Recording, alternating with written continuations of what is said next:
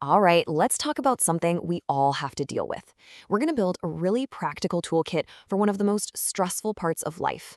I'm talking about those tough but totally necessary conversations.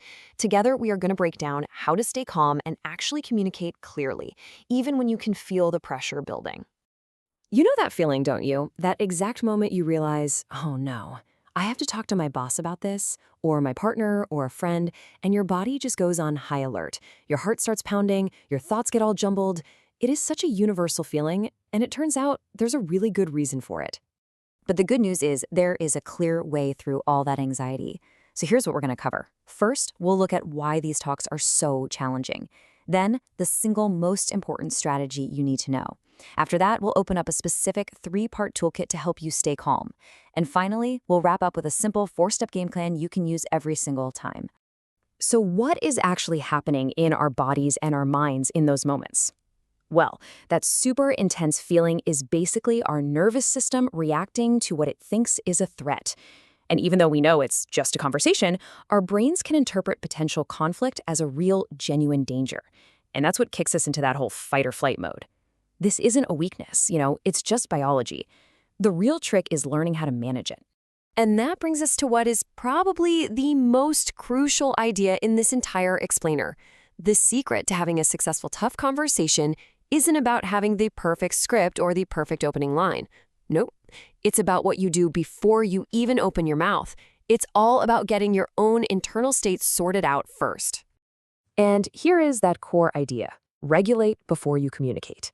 It's so simple, but it's a total game changer. It means we have to consciously calm our nervous system and get a handle on those spiraling thoughts before we can ever hope to speak clearly and assertively. Seriously, making this one little shift in the sequence can change absolutely everything. Okay, so how do we actually do that? How do we regulate? Well, that's where our toolkit comes in. We're going to look at 3 simple but really powerful techniques you can use to get control over your body, your mind, and your thoughts. First up, a tool for your body, diaphragmatic breathing. You might have heard it called belly breathing. The science behind this is it's so cool. This isn't just taking a deep breath to calm down. This specific technique directly activates your parasympathetic nervous system. That's your body's built-in rest and digest mode. It literally hits the brakes on the stress response at a biological level. And here's exactly how you do it. It's super simple. You're going to inhale through your nose for a count of 4 and really feel your belly expand, not your chest. Then hold it for just 2 seconds. And here's the key. Exhale slowly through your mouth for 6 seconds. Making that exhale longer is what sends the all-clear signal to your brain. Just repeat this 5 to 10 times, and you'll feel the difference.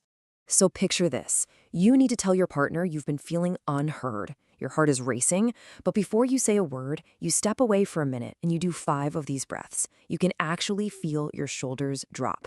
Now, instead of blurting out something accusatory, you can walk in and start with, hey, I want to share something, and I want to do it calmly, not reactively. See? You've completely changed the entire vibe of the conversation before it even starts. Okay, tool number 2. If breathing is for the body, then grounding is for the mind. When we get anxious, our minds just love to spiral into all those terrible what-if scenarios, right? Well, grounding is like the emergency brake for your thoughts. It yanks your attention out of that chaotic future and plants it right here in the present moment. It's how you stop from getting emotionally flooded. And a fantastic, easy way to do this is the 5-4-3-2-1 method. Wherever you are, you just mentally name 5 things you can see right now. Then 4 things you can physically feel, like your feet on the floor or the texture of your chair. Then 3 things you can hear, 2 things you can smell, and finally 1 thing you can taste. It's pretty much impossible for your mind to be anxious about the future when you're that focused on your senses in the now. So let's say you have to set a boundary with a friend, and you're just terrified they're going to get mad. Before you pick up the phone, you do this. You ground yourself. You feel your feet on the floor, you notice the sounds outside. It makes you feel so much more stable, less wobbly. Then you can start that conversation from a place of centered care, saying something like, I really care about our friendship, and because of that, there's something I need to share. And the third and final tool in our kit is for your thoughts. It's called cognitive reframing. This is all about challenging those automatic negative stories that pop into our heads.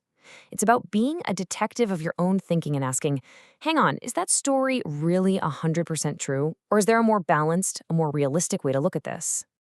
So here's a perfect example of how it works. Your automatic thought might be, they're going to get so mad at me. That's total catastrophizing, right? The reframe isn't about pretending everything's going to be sunshine and rainbows. It's about finding a more balanced truth. Like, okay, they might feel uncomfortable at first, but having this conversation is still the right and healthy thing to do. This shifts your whole perspective from fearing a disaster to just engaging in a necessary process. And here's another really powerful one, that automatic thought, if I say no, they won't like me anymore. That ties your entire worth to just always saying yes. But look at this balanced reframe. People who respect me will respect my boundaries. Wow, that isn't just a mental trick. That is a deep affirmation that helps you act in a way that truly honors yourself. So now we have our 3 amazing tools: breathing for the body, grounding for the mind, and reframing for our thoughts. Let's put them all together into a super simple, repeatable game plan that you can pull out anytime, anywhere. This is it. This is your script for calm. Before you react, you just run through these steps. First, and most importantly, pause. Just stop. Don't do anything. Second, breathe, using that belly breathing technique to calm your body down. Third, ground yourself in the present moment. And fourth, reframe your thoughts from worst-case scenario to what's real. And only after you've done all that do you get to the final step: you speak. Now, it's really important to remember something. These tools, they aren't magic wands. They're not going to make a difficult conversation suddenly feel easy or fun. They probably never will be.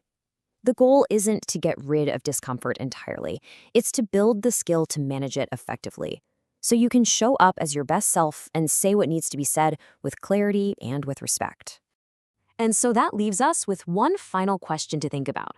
Now that you have this toolkit, now that you have this simple script, which conversation that you've been putting off will you decide to prepare for first?